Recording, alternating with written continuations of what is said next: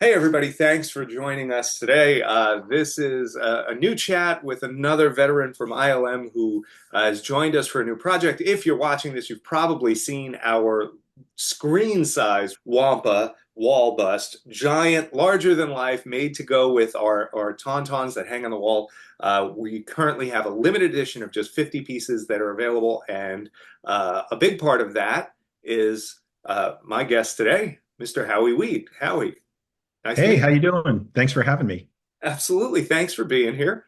Uh, hmm for folks at home, Howie was not just involved in the team that made the costume, and we'll get into that a little later, but also played the character in the special edition of the film. And he hmm signed the plaques for this very limited 50-piece signature edition. So, my questions, I always go back to the beginning. Um, you are a veteran effects guy at this point. I mean, like as veteran ILM as they come, really these Yeah, days. and when I meet people and I start new work now, everyone says, "Wow, you like worked on my childhood. I Yeah, was 4 years old or whatever when I saw the first thing that you worked on." So, yeah, yeah. used to that. I believe it. I believe it. So let's go back to your childhood. Hmm. Were you a creature kid? Were you an effects kid? Like what was going on in your head? You know what I was is I was a movie kid. I lived real close to a movie theater that would show like second run or third run movies, and it showed double bills on a in 35 millimeter on a big screen. So that's kind of how we're talking back in the early 70s. And that were so I'm just going to this as a kid, and I'm seeing stuff like Lawrence of Arabia and West Side Story and 2001: A Space Odyssey. And you're just kind of getting this very curated like point of view of cinema. It's like, well, movies are fantastic. Every film is amazing. This is Everything is great. amazing. But they also showed stuff like The Seventh Voyage of Sinbad and Fantastic Voyage and that kind of stuff, which really turned me on too. And a lot of the early James Bond films, Oh which man. had lots of effects and stuff in it. So of course, the eye candy stuff always as a kid, always like kind of fascinated me. And I would go home and try to like build the same prop that I thought I remember from a James Bond movie or make like my version of a stop motion animated, monster, those kinds of things. But really, it was like the fascination with like showing a movie to an audience and standing in the back in the dark in the corner and watching everyone's reaction to something that you had made. So I got hooked on it really early. It's I like knew when pulling I was off 10 years old what I wanted to do. it's in a way it's like pulling off a magic trick. There's a rush that comes from that, like, ooh, we got them. They bought it. Yeah. Uh, I, Um, I I did a science fiction movie with my one of my best friends, Curtis Tom, where we had spaceships taking off, like Space 1999. We had stuff blowing up, all the seminal things, and from a yeah. Star Wars movie, basically.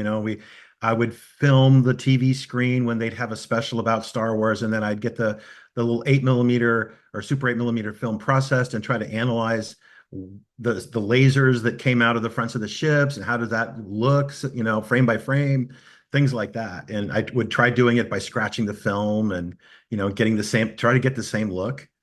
So I'm yeah. laughing because I mean I'm probably 10 years behind you. I was born in early 70s, and it was for me catching on television things like King Kong and the Harryhausen films and Wizard of Oz, and then of course Star Wars hits.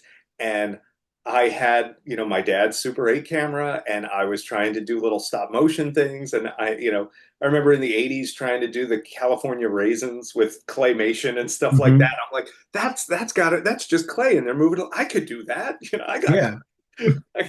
Um, Well, there were things like what was it? It wasn't Cinefantastique. It was a magazine for kids that were trying to do movie magic in their garages. oh And man, yeah, that's and it didn't last very long, but I have all the issues. that's And so amazing. they would break down like, what is stop motion animation? What's an armature? Right. Those kind of things. Yeah. It was That's really great. Well, I'm so jealous of kids now who have like YouTube, or even kids who grew up shortly after us that had VHS. Because like when you saw a movie, that was it. You saw the movie, and then the movie was gone. It was what you remembered of the movie was all that was left. right. And Yeah. if you're Yeah. recreating. That's tough. People don't realize how rare it was to have something in your hands, a magazine or a book or anything Yeah. that had anything to do with science fiction or something you were passionate about. Now it's a market that's been realized. It's everywhere. Who am I talking to? You know what I'm talking about, Right. right? Fair. And Yeah. but like back in the day, it was like you can't overestimate how rare all of this stuff was at the time. So how do you get from, kid in the garage to kid in the shop making stuff for a movie, like because I see some early Chris Walas stuff in there. Oh Was yeah. was he one of your first? Was that some of your earliest, Yeah. credits there? I worked on a vampire movie in San Francisco. I must have been like 17, called Dracula's Disciple, and it was literally like an advertisement on a telephone pole, and you ripped off the phone numbers, and it was like, "Do you want to be in the movies? Do you want to help us make a movie?" These guys had been at it for a couple years, making this vampire movie, and they needed special effects people, so it was the easiest point of entry. And you just, you weren't getting paid. You just did it for the love of being part of a movie. Right. And so I learned how to make fake, like 5 gallons of fake blood, and how to like run foam and make prosthetics, you know, looking at the Dick Smith Monster Maker kit and all that kind of stuff, as whatever you could. I mean, this is before the big stuff had come out. There was no Exorcist yet. There was no The Thing. There was no internet, and there was just like a few Corbin makeup book, and a few things like that. That's all there Yeah. was. So Yeah. you're just sort of going, you're just sort of like, checking stuff out of the library and basically stealing it, and, you know, Well, trying to figure this stuff out.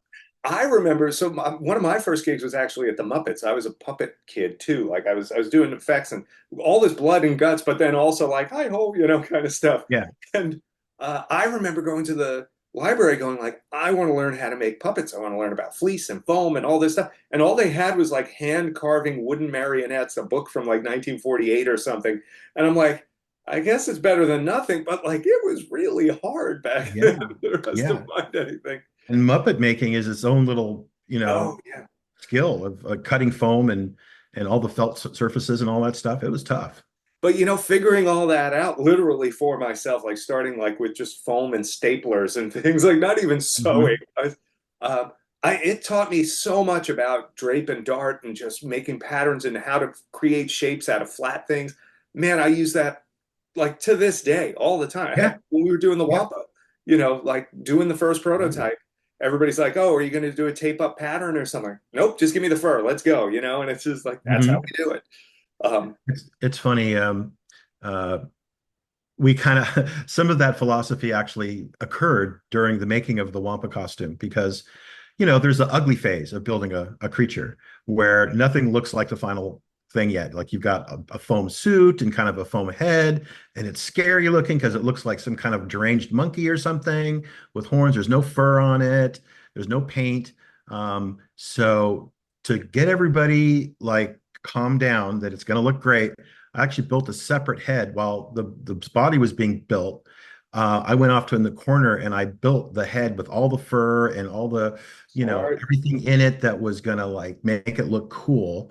And so no matter who came over, if they looked at what we were working on, they could kind of go, "Oh, so what do you think? Are you guys sure you know what you're doing?" And I'd point at that head and they go, "Oh, oh, oh, okay. I'll leave you guys alone. I can tell this is Yeah, what you're that's doing." it. Yeah, yeah, Yeah. it sends them away. Perfect. That's brilliant. Yeah, when we were making this, we had to figure out how big it needed to be versus the size of the Tauntaun. And we did a couple of 3D prints just on a filament machine, low resolution, just to see different sizes. Interesting. And Yeah. to really see, we just threw hair on it, just boom, popped it on there, stretched it over it, glued it down quick with some hot glue, just because without the hair, it looks weird, Hmm. It does. It Um, does. It's like a mutant gorilla. yeah, which is cool in its own right, but not for not for No, Wampa. it's not an ice creature. Okay, so you're pulling things off of telephone poles, taking sketchy jobs on movies where they need buckets of blood. Um, Yes. that And leads you to I met like-minded people who were interested in film and in special effects mostly. So one of my best friends, who I met in that filmmaking group, His name is Brent Baker. He's a fantastic mold maker. He's passed now. But he somehow got wind of a project that was going on in Northern California. There was this guy named Chris Wallace who used to work at ILM, but he had built his own shop and there was some kind of creature show going on. So he told me about this stuff and I was like, oh, wow, that sounds better than buckets of blood. And he went up there and maybe 6 months later, he got hired on Gremlins. And so I became the guy that he could talk to about all this stuff that would be like blown away by every Right. story he told me. He's like, there was a table, and under the table, it was just a bunch of human legs, just a bunch of human legs. And they go, oh, so cool. That was That's me. awesome. Yeah, I was that guy. And then towards the end of the project, they started to need lots of like just volume of these gremlin puppets. And so I was in on a break between semesters in college at San Francisco State, and he said, "You want to work on this movie with us?" And I was like, "Yes, yes, that's what I want." And I went up to Chris's shop in Northern California on the other side of the Golden Gate Bridge in San Rafael and worked on it for about 4 or 5 months. And I was actually part of the mold department, and they had to mass manufacture gremlins. So they had to make chain molds, like just one mold after the other, one built off the other, off the other. And so we could have like 10 gremlins a day being built, being like outputted. And it was for the theater scene where you see them all singing Hi Ho. Uh, Nice. yeah. And so we were working in what we called the annex, which was named Bogey Island. And it was a steel storage container, like the kind of thing you see on a ship, Right. except it was up in like a field. And we would open it up every morning, go in there, set up fans so we had some circulation, had tables and electrical cords kind of pulled in there from somewhere. Right. And we'd work in there all day long and we'd just be sweating our butts off. Oh And we yeah. were the happiest guys. We were working on a movie. We had, our radio playing 80s music, and we were just so happy, so happy. Still have Um, that same radio. Still playing yeah. the same music. Yeah. So yeah, we were just running polyfoam and regular foam and Yeah. making super stretched gremlin faces and playing around with materials nobody messed with yet. Yeah. And it was really fun time. And everybody was all about the same age. We were all about 20, maybe 22 as our oldest. And everybody was single and wanted passionately to be working on this stuff. So it was just the happiest group of people you could ever imagine. And like that group of 20-year-olds, like none of you knew what you didn't know yet. You know, you No, just, no. there were We all no thought we boundaries, knew there were no limits. we all thought we knew what we were doing, kind of. Yeah. That's outstanding. We've restored a lot of those gremlins. Mhm. I mean, well, a whole bunch from Gremlins 2, of course, as well, because there's tons for that. But I think Christine did a count this week, and we were like up in the 80s in terms of number of gremlins we've restored at our shop. So That's uh, great. It's good to there, know they still exist. yeah. Oh, there's so many of them. And the first movie, there's not as many. I mean, it's really a pretty low number. But whenever a first movie one comes in, man, that's magic. It's just there's something about the look that Chris came up with there. It's not as refined as the ones that were done for Gremlins 2, but there is an impish evil that just exudes out of those things, and I love it. I've listened to Kathleen Kennedy, who was a producer on the show, talk about Amblin and all the movies that they'd made at that time, and Gremlins being one of them. And her thing, or their thing, was they wanted to make movies that kids would get excited about, but weren't allowed to go to. So they had to sneak in. The idea was That's like get your awesome. parents to drop you off at the theater and vouch for you, and because you're not old enough to go. So they wanted to create this feeling like, oh, I'm forbidden from seeing this thing, but I must see it. That would really put the hooks in the kid. That's a drive that you can't buy. Like that's amazing. Yeah, and it worked. Yeah. And now, so from from this forbidden movie that all the kids couldn't see that went and saw, I Yeah, yeah, uh you so were you just kind of with Chris's shop for a while? Were you bouncing around? It looks like you did three or yeah. four other flicks with. I We finished Gremlins. I thought I was going to go back to school. Like there would be a one and done. Like I would just work on this one movie. Who knows? There was no talk about the Yeah, future. nothing will come of And that. when you're in the middle of Gremlins, you don't talk about anything else. It's like, oh my God, we've got to get this stuff to work and look good. So that's all you did. And then when it got to be over with, there was a break. Everybody was completely exhausted and nobody really knew what to expect next. Hmm. But the shop stayed open. There were still a few people in there. I was one of them. I was cleaning like spray booths and stuff like that just to keep working. And then they got a small show, something where Chris didn't have to be there all the time. It was Romancing the Stone. So Oh it yeah. was the alligator that jumps up and bites the Right. guy's hand off. Yeah. So made a big fiberglass alligator. And then that turned into uh, Enemy Mine. Enemy Mine Oh, kind of landed. And huge. that was over a year. That was like 18 Yeah. months of Yeah. work. And it was two movies. There was the movie that we first made, Hmm. and then the studio scrapped it, and then we started over and made it again. So it was supposed to be their answer to having their own Star Wars, but Richard Longcrane, who made the first version, was making a more serious science fiction movie, like something like a Isaac Asimov sort Yeah. of a film with lots of cool creatures and stuff. And we were shooting in Iceland and lighting the sets with gasoline poured into sulfur pools, and the creatures were all like white, bleached, and black, and then Mm. they would curl into balls and you couldn't detect them from the landscapes. And it was just and they had diachromatic lenses that looked like swirling gasoline in them. It's Oh my really, gosh. really weird, creepy, cool stuff. But that isn't what the studio wanted. They wanted Yeah, something yeah. big and flashy and more, easily accessible and fun and upbeat. So Mm. we started over and we made the movie twice. Now, the end result is still a good movie, but it's completely different than what you're describing. Yes. And the whole time, Chris Waelish's shop was maybe 5 minutes from ILM. Yeah. So we all knew about ILM, but nobody could go in there or was even really supposed to even know where it was. It Right. was Yeah, yeah. it was like a mythical place that no one really knew where it was. It was like a movie your parents wouldn't let you see. Yeah. So how did you sneak in? uh, well, I went away for a while, went down to LA and worked on a movie called House, which is a horror comedy. I And love then House. I was at Rick Baker's for a little while working on Captain EO and Rat Boy, Oh yeah. and he was gearing up for a big show, but I really wanted to get back to Northern California. And I heard that Chris was going to be working on a remake of The Fly. And so I called up there and asked if he could use me. And he said, well, maybe if you show up, maybe we'd have a job. And I'd say, Chris, come on. If I come, will you hire me? And he'd go like, well, if I see you, then we'll see how it goes. And I'm like, oh man. So I Oh, just gave my 2 weeks, relocated back up north, just blind faith, and worked on The Fly. And that was a great experience too, because it was full suits. I'd never done anything that had head to toe foam suits.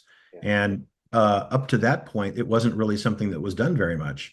You had Dick Smith doing altered states. Right. So you got a lot of input on like what happens when you create foam pieces that large and how do you account for all the shrinking and the tearing and the reinforcing and how do you get the suits to last and all that kind of stuff. Mm.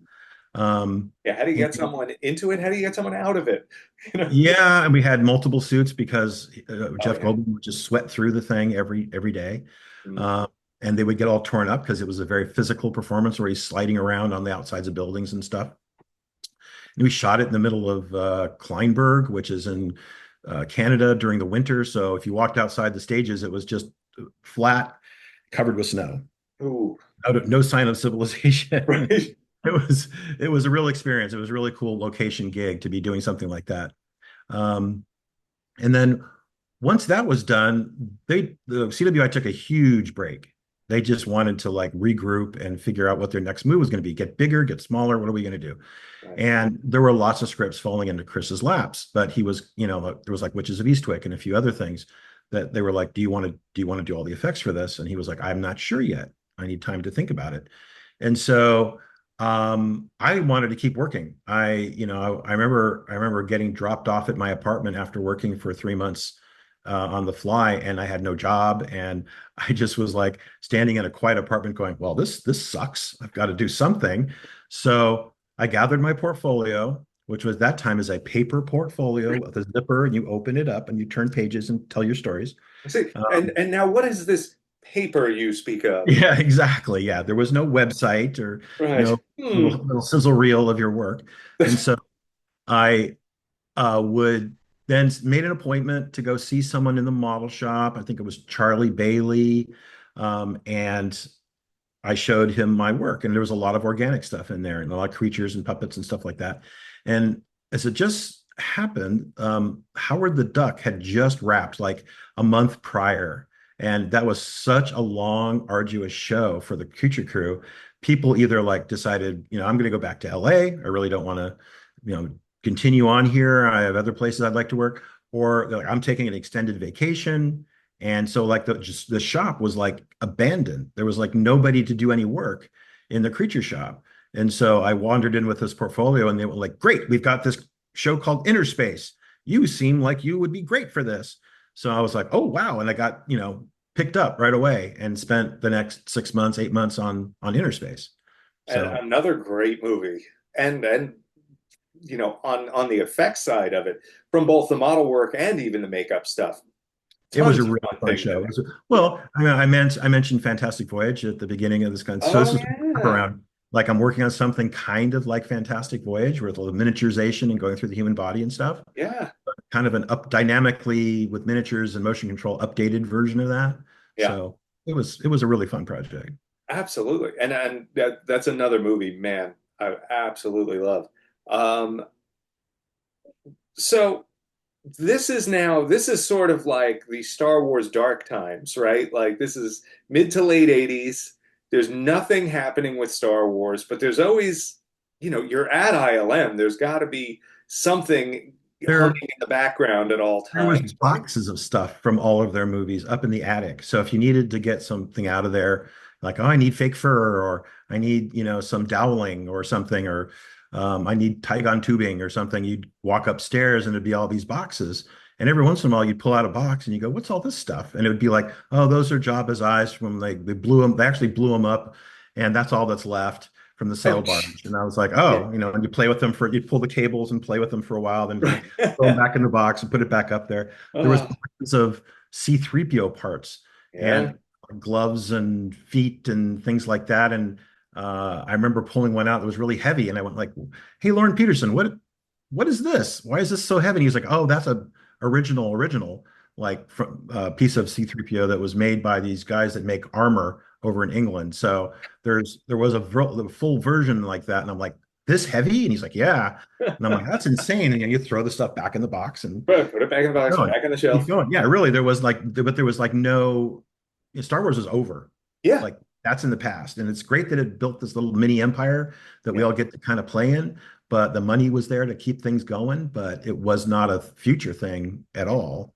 So yeah, Do you feel like you've mentioned all these other films that inspired you. Was Star Wars a big, kind of moment for you in terms of film as well? Or was it just it was another in a long line of sci-fi films?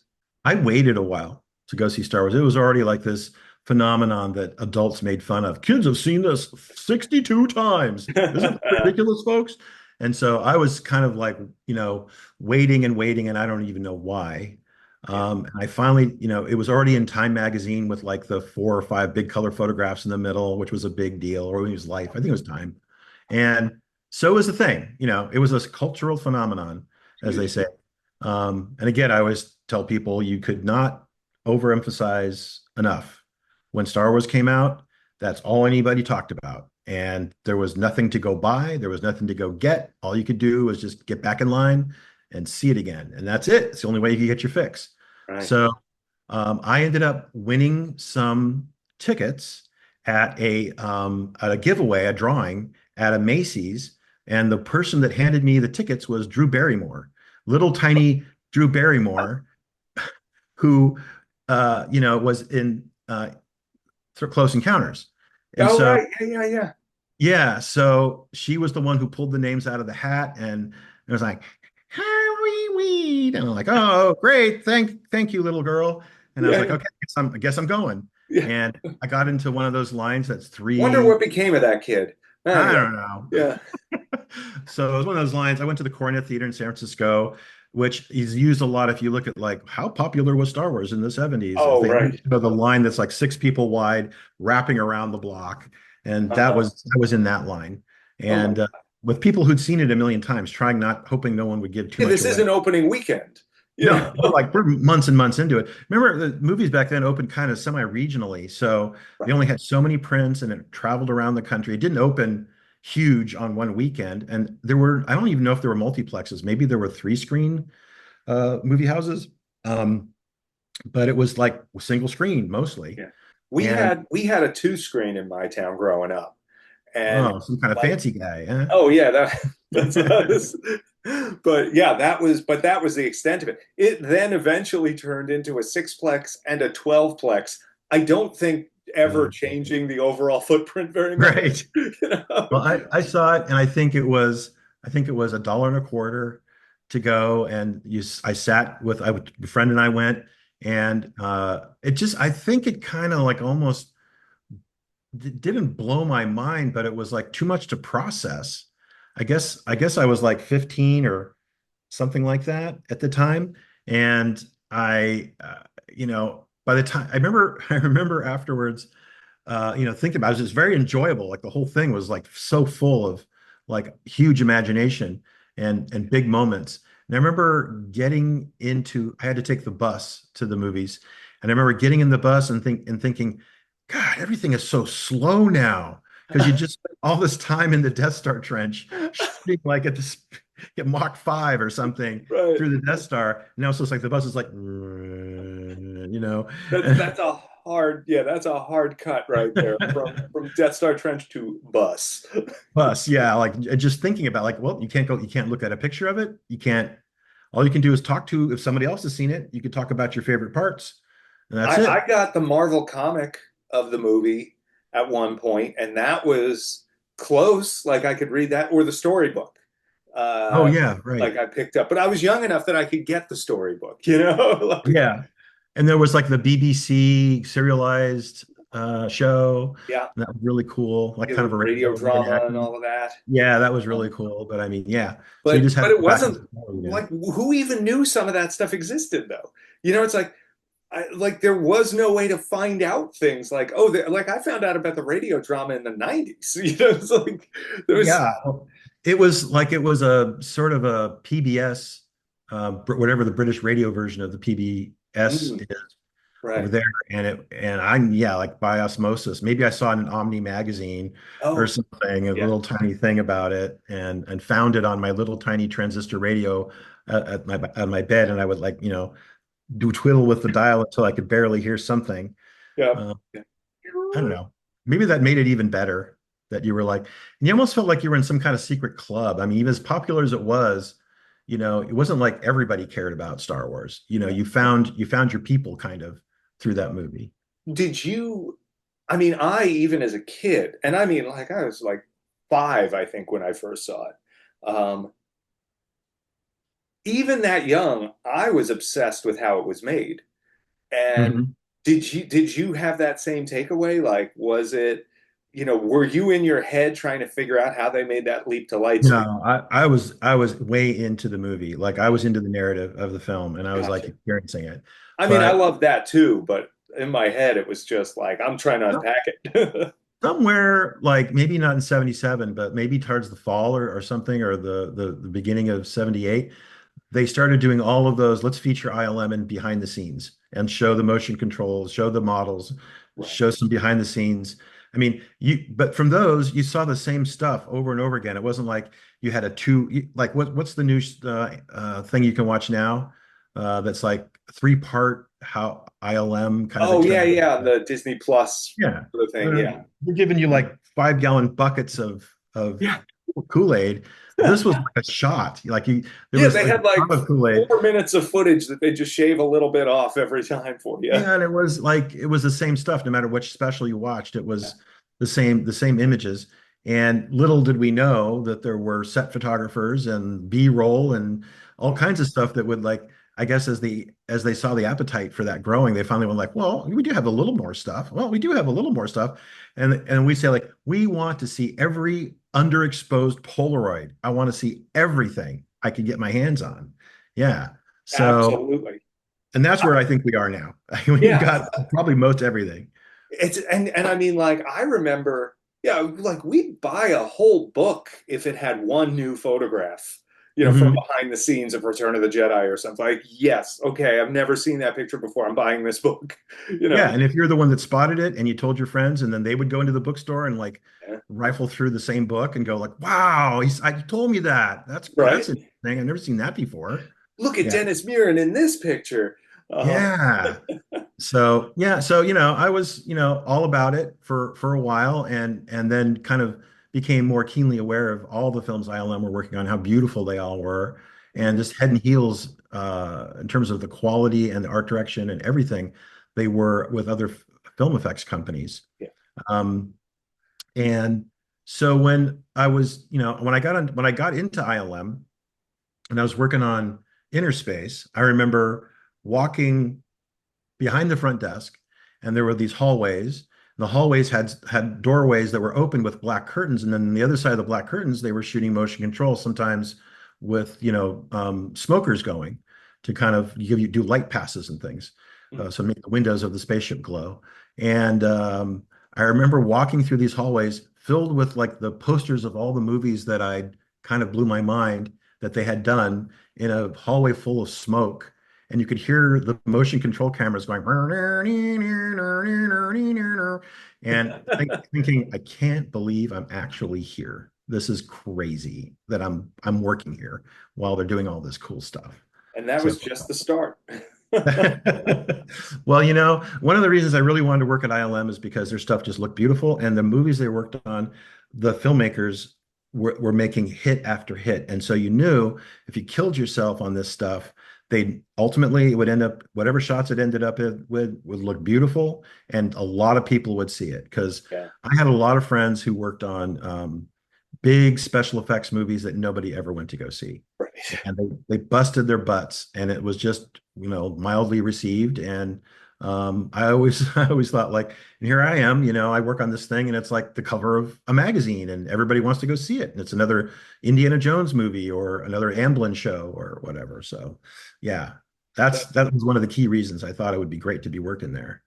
I mean, that's among many other great reasons. That's a pretty good one. Uh, Yeah, I mean, if no one's ever heard of anything you worked on, that's not a lot of fun. no. So skipping ahead, there comes a point, is this, I guess, probably mid 90s, where Star Wars starts to reawaken in the background. And how does that come about? How do you first hear about that? How does that affect ILM as a whole? Well, George would come by ILM all the time back in the day, and we'd see him walking around the hallways, waiting in line for coffee. You could say hey to him, and he was very congenial and kind of cool to be around. And he would sit on some dailies and kind of check out like what are you guys working on? What's going on? And I think after Jurassic Park, he kind of saw an opportunity. He's like, well, there's a lot of stuff I couldn't do on Star Wars Empire and Jedi.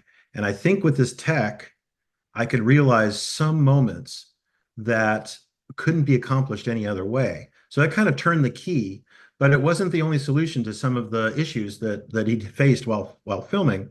Well said. Um, I worked on the Cantina sequence, which from the original Star Wars, Yep. and they replaced two of those creatures. No, one of Well, it is two. two. Is it Yeah. two? There are two Well, different masks. Yeah, yeah. They're both there's two masks, but both one of them's an fans. insert. It's like it's an additional shot almost in the film. Oh The well, oh wait. So let's see. Yeah, yours was technically one creature twice, but Yes, we very filmed in clever. front. It was designed to be seen from the front, where you see two eyes, and there's kind of a elephant-looking thing with Yeah. tusks, and that replaced the werewolf character with the Right. red glowing eyes. It's like drinking. I think there's a shot in the movie where it just kind of goes. "Arr." Yeah, yeah, yeah. That's It's, about it. And it's it perfect. has a place in my heart. I was like, when I found out the thing I was going to be working on, it would be replacing that. I was like, oh, okay. Hmm. Oh. Well, anyway. So, I have a nostalgic about all that stuff too. And then while we were filming, John Knoll was the cinematographer. He's one of the guys that wrote Photoshop. Right. He our That's all. he was our cinematographer and director, and so we were shooting on a stage, and he saw the back of the puppet, which almost had a face of its own, Yeah. and he said, "What if we turn the puppet 180 degrees and cover up the back part, which is the part we just shot, like cover up the face with a turban, and have it like smoking some kind of a hookah thing?" And we were like, "What?" He's like, no, turn it around, look at the back. And I was like, well, I don't really mean it to be shot from the back. I didn't spend a lot of time on the back. And he was like, it looks good. Let's shoot it anyway. So yeah, we costume people ran and got all the costume parts and changed it out. Somebody, I think it was Mark Siegel, made a hookah out of like model part kits from Uh-huh. up in the loft. And we found somebody who still smoked, and they got blew real cigarette smoke through the thing with a hose. And that was their job. They got paid Right. to smoke for a day under the stage. And yeah, we shot the backside, and it became another creature. That became Yeah. the Milas. The first creature, the one that they designed, the name of that was the Ketwall. Well, right. The kit wall, it's kind of funny. It never had a name the entire time I was working on it. Right. And I kept asking, can the guys up in the design department up in Skywalker Ranch, do they have like a name for it or something? And I just never get a response. And then it came like we'd shot the puppet. They wanted us to ship it to the UK. They wanted the molds shipped to the UK as well Hmm. for the Phantom Menace. Mhm. And so I was like, okay, but we have to have a name for it. It can't just ship something no name in a box. And so right then I had these giant, the biggest markers you can get, and I Yeah. just thought for a second, and I wrote Ketwall on the molds as big as you could all over it and on the box and everything. And that's it. And I closed the box and sent it. And I remember Don Bees worked at the model shop, came by, and he looked at like what I wrote, and he goes, "Ketwall, huh?" And I said, "Yeah. What do you think?" And he goes, "Is that low tech backwards?" And I was like, "Ah, you decoded it so fast." Uh, But still, I didn't know. I mean, George names everything, so yeah. I was just like, it's just to have a name on But something that on a. one stuck. Yeah, it's Nice. stuck. Well, I didn't know if it would until Right. much later. The movie came out, and we have a little gift shop at ILM, and they have the Star Wars toys there on a wall. So I went over and I said, "Hey, there it is!" And I pulled it off the wall, and I'm like, "All right, Ketwall, it's stuck. That's That's awesome. awesome." I can only imagine George going, like Ketwall, okay, you know. Let him have it. Let me have that's one for you, 10 billion for me, kid. So yeah, you've got one covered up. It was a 1973 brown Rick Baker werewolf that he had made to sell as like a cheap Halloween mask. Hmm. Um, and then the other one is with the red eyes was he called it a bat demon guy. Uh, it's the same basic mask, but he totally resculpted it with cotton and latex and changed out, the snout and teeth. He Oh, added these big bat that's cool ears to and the know. red eyes, and that was used in one of Bob Burns's Halloween shows when they were doing The Exorcist. It Oh, was this cool. bat demon that came through the window or something like that. That's really Um, cool. so I that's didn't know the back. The story I had heard is that Rick had the flu, like really oh, bad when he was supposed to be making all these cantina creatures. And so. so he just, was struggling to like yeah, on death's door to building these things. I think someone got their wires crossed. So Stuart Freeborn was the one who actually fell ill and couldn't finish his creatures. Rick Oh, tells me he was working on the much more famous, as he calls it, Incredible Melting Man, which paid him okay. more than Star Wars. And I'm so sure. that's where he was while, John Berg and Phil Tippett and Doug Beswick and Lane Liska, Rob Bottin were making all these monsters. There Um, was some cool stuff. I mean, oh, yeah. in the cantina sequence. And I'll tell you this, my mom went to saw Star Wars before I did, Oh, okay. and she saw it with one of her best friends. And I said, what do you think? And she said, there's a scene in this movie that I never thought would be filmed, and it's in every science fiction book I've ever read.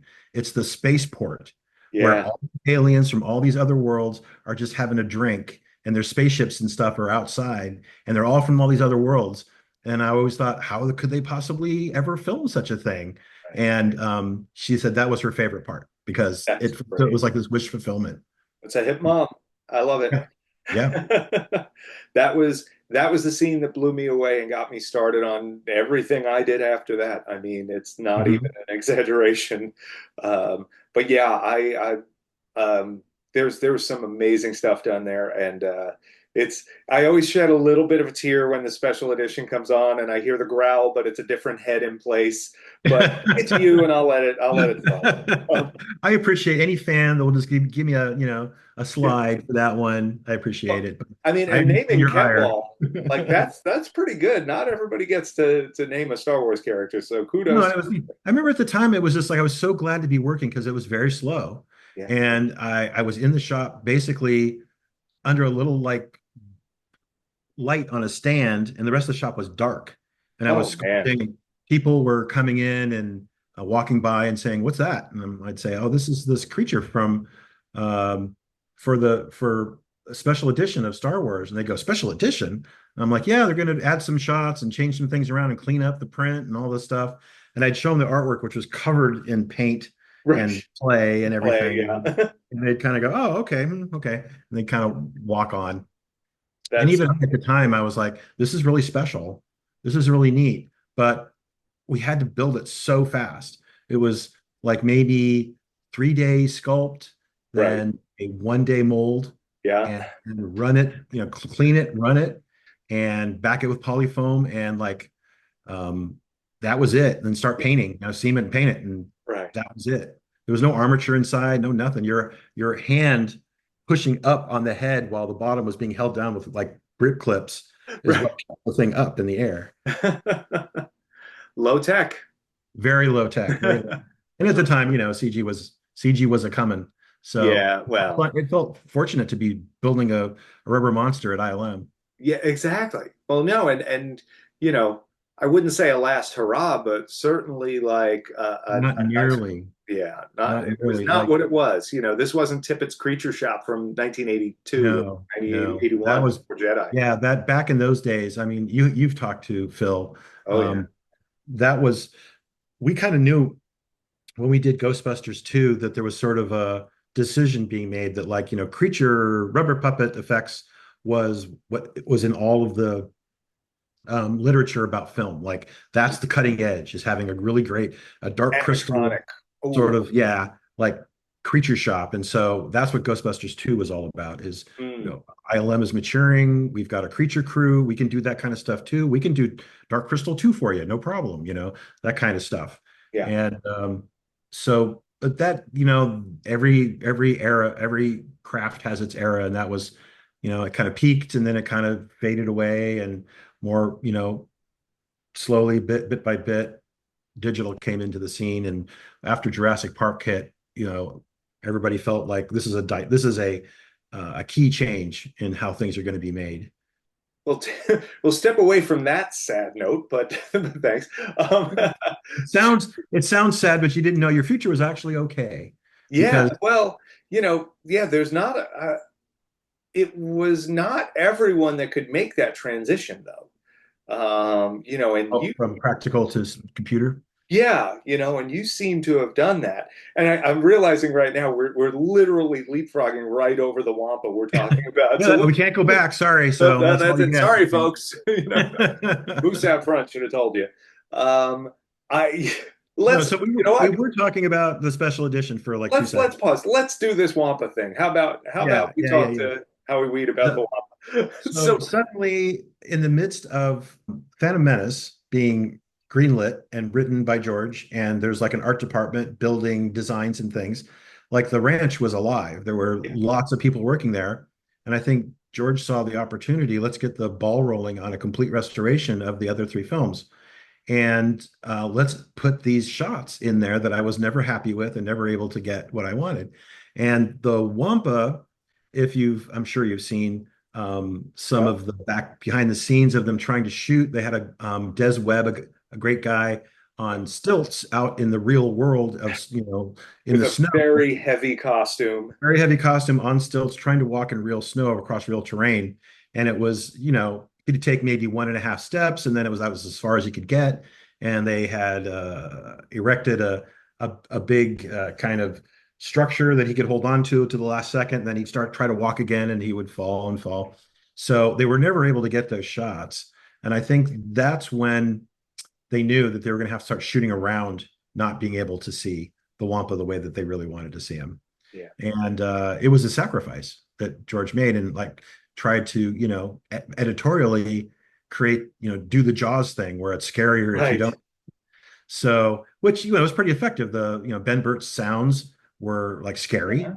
and you got it. It's hanging upside down. He's like a piece of meat, and the thing is going to come and get you.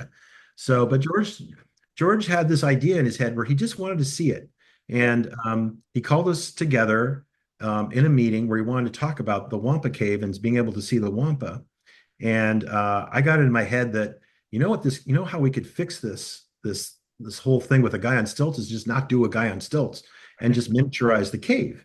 Yeah. So I took one of those little posable wooden puppets, and I Mhm. put it in a pose, and I super glued all the joints so they wouldn't move. And then I took just water-based clay, like pottery clay, and I sculpted half the creature on one side. So you could sort of turn it and see like how a human's proportions would fit inside the proportions of the creature suit. Yeah. And I put some baking soda on it to look like snow, whatever I could think of. It had to be done in like, half a day. Of And then, course. then there was the meeting. And I brought it with me to the meeting. There's me and this little thing, and it was all the key players at ILM because it was George. And he talked about it, and he said, okay, um, what I really want to get is I want to get a view of this thing from like a distance about how far away it would be from Luke, and I just want the audience to feel startled, like, oh, Right. this is bad This is news. what got him. Yeah. Yeah, this is bad. And so they talked about doing it CG. And I think Dennis was curious in exploring a furred creature. The only thing they had done up to that point was in Jumanji, the tiger, the CG or Mm. lion, CG lion that was walking around. So that was an example of like fur that could be Right. accomplished at the time. So this would be an all Still, furred creature. yeah. Yeah, I mean, for its time, every time, I mean, just the fact that you could do something that even resembled fur Yeah. in close up was kind of like monumental at the time. Right. I think Wally B was like the only other thing that had anything that Oh, approached yeah. fur on it. So that was kicked around for a minute, and I remember George saying, "Well, I just want audiences to feel startled." And I remember Steve Williams was there, Spaz, and he said, "Well, some of them bids for CG creatures are kind of startling." And everyone kind of laughed, and I think that broke the tension. And George looked down at my character, and I said, "Well, we could do it as a guy in a suit and just make the cave smaller." This is like an idea of like how a guy would fit into those proportions. And I think George was already sort of shutting me down, like, "Okay, kid, okay, okay." And he said, "Okay, we can do it as a guy in a suit." And inside I was like, "Yes, it's going to be a guy in a suit, awesome!" And we moved on to other business, other parts of the film. But that was the kind of the turning point right there. I've seen that mock-up, that maquette, I guess you would call it. I'm Um, stunned it exists because it's it just pottery clay. it's amazing. I've had a couple things that were pottery clay that just air dried just right and didn't fall to pieces. It's rare, but this is a miraculous piece, and it's still in almost perfect condition. You know It's what I at the did? archives. At the last second, I mixed up the two-part urethane, uh, casting urethane, and I painted it with that because I knew that would set like Yeah, that boom. probably is what held it together all this time. The Yeah, clay it had nowhere to probably would have go. got, yeah, it probably would have disintegrated. So Because it does. It has a little bit of like a sheeny shell to it. I thought it was that's just all that, paint. that's That's all that stuff. urethane. Yeah, urethane. That's Um, great. Yeah, no, we know that one well. We've examined it. We've been up close with that thing. It's really cool. and that urethane will contaminate with water. So I air dried it with a hair dryer as far as I could go, and then I mixed it as long as you thought you could possibly mix something, and I could feel it getting warm. And I'm like, okay, now, and I kind of put Yep, it on there, and it I like have been there. that Yeah, that yeah. Otherwise, it would just foam up on you. yeah, and it lucked out and it worked out. I thought even if it foamed up a little bit, that might be kind of cool. But that kind of got us a budget and some shop space and the green light to go build the thing. And again, it was still kind of slow. A lot of people were waiting for Star Wars.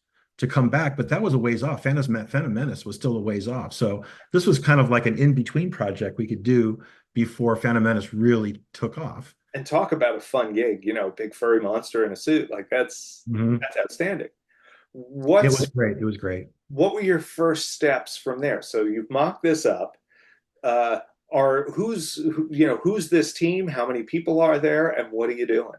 There was Carol Bauman, who was been a model maker there for quite a while, and she was also an alumni of Chris Wallace Inc. And we had brought her on for Congo, and she had worked on a bunch of other creaturey type things. Hmm. Um, she and then Mark Siegel, who was brought on for Ghostbusters 2. And he'd worked on a lot of creature stuff. He actually was one of the very first, maybe was the very first person to try to use cold pour urethane foam as a prosthetic, Oh which he wow. did for the original Star Trek, the motion picture, Oh yeah, yeah, yeah. for the opening Klingon scene, Yeah. the 911 Klingon Right. prosthetic. Um, and then we had Annie Polland, who had been at ILM and worked on all the original Star Wars films and was like instrumental in like locating bits and pieces of Star Wars costumes if you still needed them to replace them. And so she was fantastic, and she knew everything about seamstressing, and she could build, any kind of cloth fabric suit you could imagine. And then that was the core team right there. It was just um, those three people and myself that were working on it full time every day. And how many? I mean, this is not just carving up one head for a cantina puppet. How long did you guys have to do this, and how This was much of like, that time did you take? I wish I could remember exactly. Like, Yeah. I think I think it must have gone on for a couple of months Okay. at least. Yeah. And I think the first step was ordering the care, because that was going to take, months and Yeah. months and months. Uh-huh. And so we didn't know, and it comes from the UK, and it was like this very expensive thing to Hmm. order. And then they did a life casting of me so that Uh-huh. we had a form to build this thing on. A full body cast. Full body, yeah, full mounted with pipes that go into a base so it Yeah. could stand, and you could take the arms off and twist the legs off if you needed to. Do you Um, still have it? You set it up in like a room in the house so that no I burglar doesn't wish, break I up. wish that So got used on Ghostbusters too, how as did well. you how did you get picked to be in the suit? Well, we were, working on hands and feet and a helmet that would suspend the mask over the face, and starting to rough in, the suit part of it. But really, we needed to like have fittings Yeah. and like put the whole thing together at some point. So I remember walking down the hallway at an ILM proper in the heart of the beast, and up came Dennis Murin, and he was going to be the main, visual effects suit for that wampa sequence. Mhm. And so I said, "Hey Dennis, we're getting to a certain point. We're going to need to, I guess, find a casting agent and maybe deal with Screen Actors Guild. I don't know, and pay for a guy to fly up here when we need him for multiple fittings, and put him in a hotel and feed him and pay him his rate." And he's like, "Yeah." And I said, "Or I could do it." And he just looked me up and down. He went like, "All right, you can do it." I was like, "Thanks, Dennis." Uh, Dennis doesn't look people up and down. He only looks down and down because Yeah, you down and down. hire Yeah, people. exactly. But No, he knew where I was going with that that before was a I. very clever presentation. Well played, sir. Yeah. So, and I had known people who'd done suit work before, and they always had these really grueling Right. stories, like something to survive. And you do it for the glory of being the guy in the suit. And Yeah. so I had never been like, I hope I get to be in a suit someday. That would be, I want to be a suit guy. But when this But came up, I'm like, well, if there's ever a reason to be the guy in the suit, this is it. So I'll put up with whatever. at this point, and it's so funny because I have a future question written in my notes. I'm like trying to read my notes from far away, and I have to Mhm. uh, um, but there is a note that's it's about being in the suit, and the last line just says, "Or was it just surviving?" Yeah, Yes. um, But certain point. do you, at this point, were you a Wampa fan going in at all? I thought the Wampa was really cool. It's a really cool moment. Phil's Wampa that pops up and takes down the Tauntaun. That was Yeah, a really cool design. yeah, And as soon as we started the project, I said, "Well, I think this gives us permission to have a day at the ranch, don't you? Where we go visit Phil's Wampa and take a bunch got of it. photographs." So we had it set up, and uh, there was a wall on the phone. This is back before cell phones or anything. Right, So someone said, "Hey, Howie, pick up the phone. We got right. the guy at the ranch. He can tell you what the deal with it is." And I'm like, "Deal with it? It's up there, right?" And I pick up the phone, and they're like, "Hey, Howie, so here's the story. The Wampa is going to be here tomorrow, and then it's being put in an acrylic case and being sent to Japan for a big museum Yeah, thing going over there." And I'm like, "Are you kidding? It has sat there for how many years? yeah. No one's ever needed it for anything. The second we need it as reference, you're going to take it and send it to Japan." He goes, "Yep. So if you want to see it, you better come up quick." So we went up there with like 35 millimeter film. ILM gave us some Nikons with film and everything, and we took, it can only take so many pictures of the same thing, but we unloaded pictures on it, and that was it. That was the only point at which we were allowed to actually see Phil's design, and we had books that had some frame by Yeah, frames. We had, of course, you couldn't have an iPad yeah. There wasn't a lot. Pro. Or There's not a no, lot of no, photos of you'd that. have to have a film projector or something. So, so we had the blow-ups of the photographs that we'd taken, Yeah. done by the lab there at ILM, so no one could see what we were Oh my God. doing. And that was it. That was what we had for reference. So I don't know. It would have been interesting. I would have loved to have seen the sculpture of Mm. Phil's before he put fur on it, because the fur is a huge component of Oh, I his know. character. And it has a certain character, and I don't think ours has the same character. And I really like his a lot. But if you had to, if I had to guess, take all the fur off of that, and what would you get? I don't know exactly. It's So, we figured that out. It took us some time. We actually found Phil had like one photo of the thing without fur on it, but uh-huh. I would say the difference between the two sculpts primarily is the the radius of the teeth on Phil's is very narrow. It's Oh, and it's a double row of teeth. He had oh, you're like kidding me. almost like a dog mouth with like then a secondary row of teeth in the front that he added, and It sounds it's a more like really unusual shape. the creep show. Uh, Almost, yeah, a little creature. fluffy. That's an Yeah, exaggeration of it. But like, yeah, if you were to put the two side by side, yours has a little more width and mass to it. yeah. Uh, but I mean, it's a faithful evolution of it. You look at it and you don't question that it's not the same beast. Like, No, certainly no, in a pop-up films context.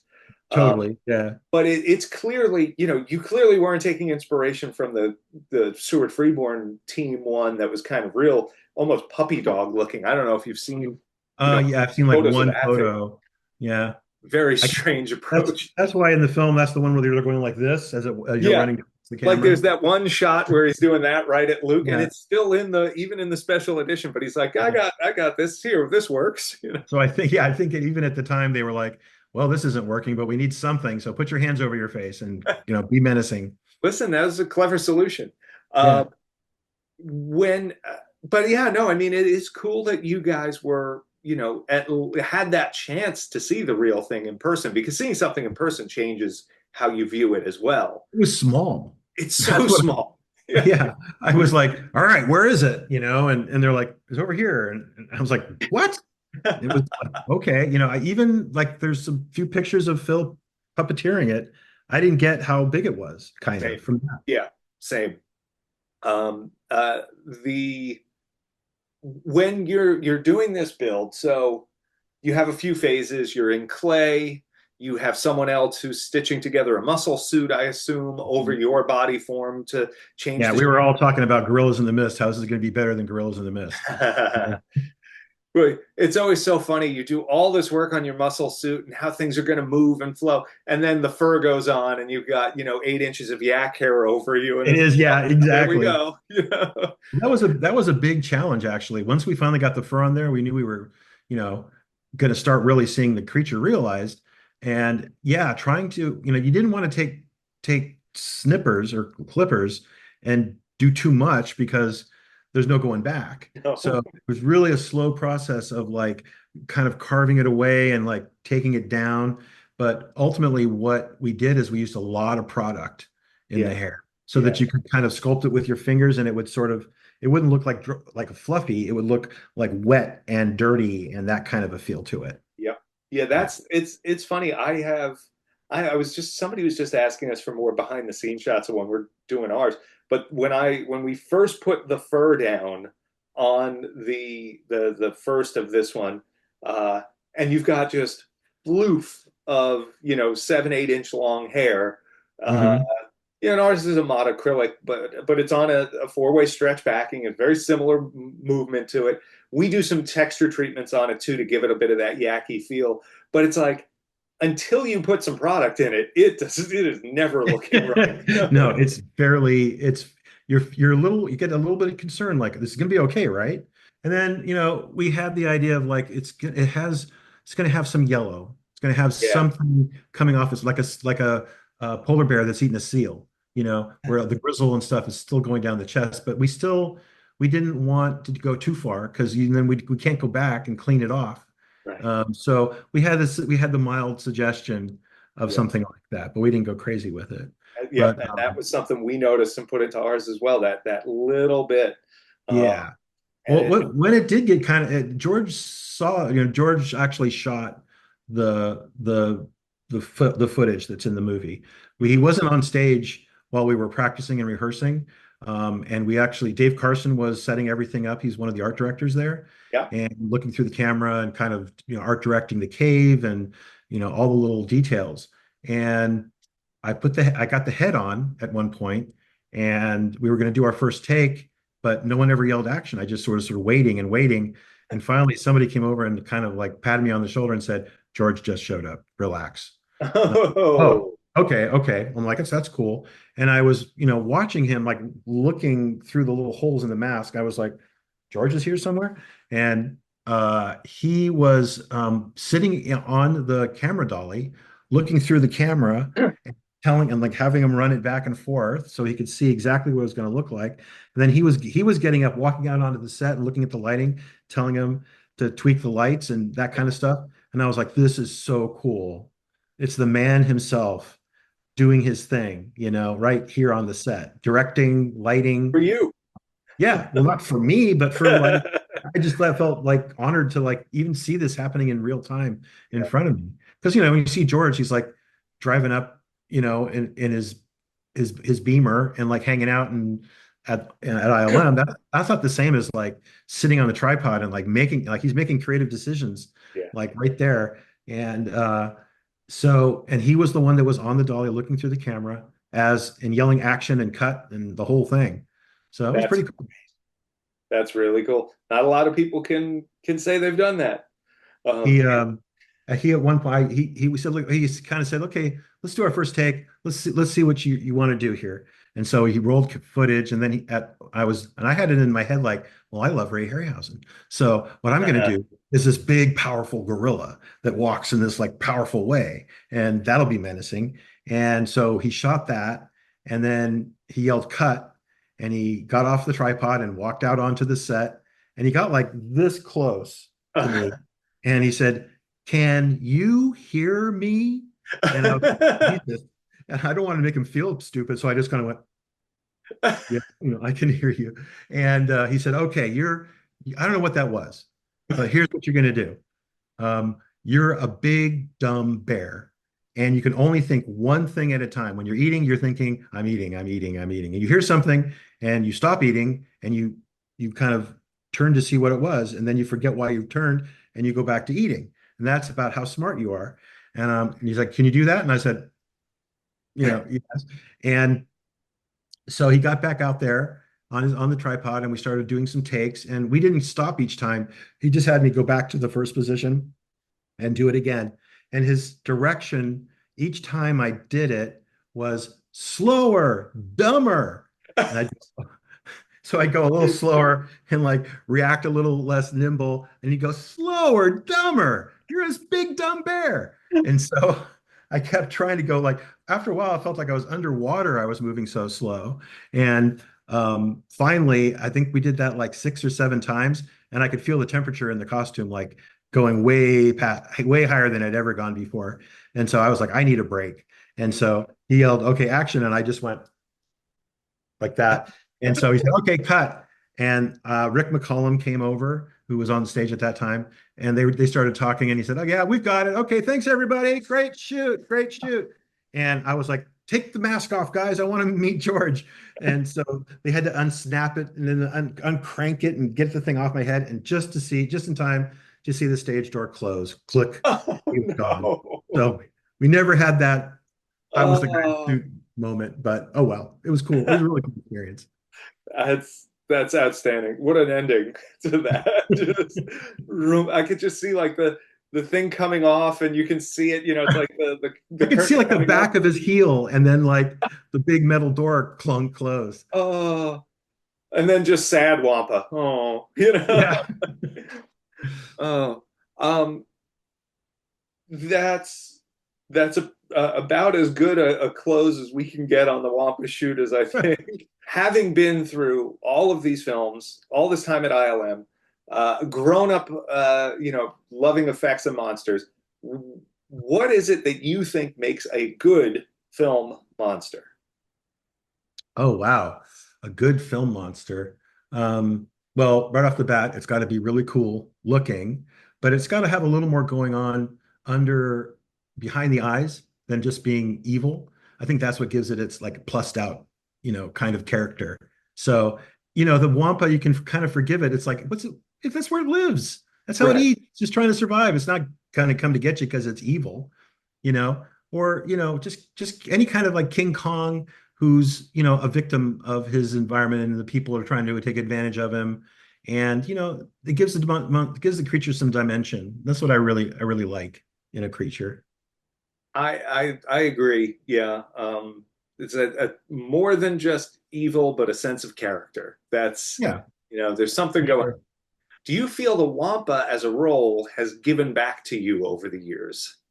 Well, yeah, I mean, being able to be inserted into that kind of historical film Empire, I think it holds up as one of, just in cinema, one of the most fun, greatest looking, most impactful science fiction movies of its kind. And there's almost nothing that kind of compares to it.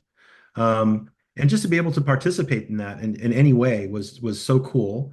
And I meet lots of people. Like, I sometimes go to science fiction conventions and I'll sign some autographs, and I meet people who like um, have embraced Star Wars as like the whole way that their family communicates, and it's like part of their DNA. And I talk to them. It's really passionate, and they really appreciate getting some time to talk about their impressions and where they were when Star Wars opens and how they view it and everything. So yeah, it's been a way to like meet fans who have like-minded and want to talk about that stuff too. That's outstanding. It really is something how Star Wars, as a whole, I think gives back to all of us, whether you're a fan, whether you're someone who has worked on it directly, on the originals, on the special editions, on the sequels, on the prequels, now on the TV shows and some of the stuff we've been involved in, or the theme parks even. It's just this incredible thing to have happened and to It's keep happening and to be continuing to happen. it's the only film I've ever worked on, Empire Special Edition, where I can enjoy it as a fan of the movie and as somebody who worked on it. Yeah, And I look at it through two separate lenses, yeah, and I can enjoy it either way. incredible. I Yeah. can't think of a better way to put an end to this. Howie, thank you so much for taking all this time to chat tonight, man. This was a lot of fun. Yeah, I had a great time too. I feel like we could probably do another one of these and go like 3 hours and probably still not run out of things to talk about. But Well, well, I next time will. I'll tell you about buckets full of slime and blood and how they jam that into my face for the I shoot. am so ready for that. Thank you. And thank you to everyone who is watching at home. Please remember to like and subscribe. This is all your typical YouTube wrap up stuff. And please check out regalrobot.com. And if you want to learn more about the Wampa replica we did, it's on the site now. Thanks, everyone. Have a great day. Howie, thank you again, sir. My pleasure.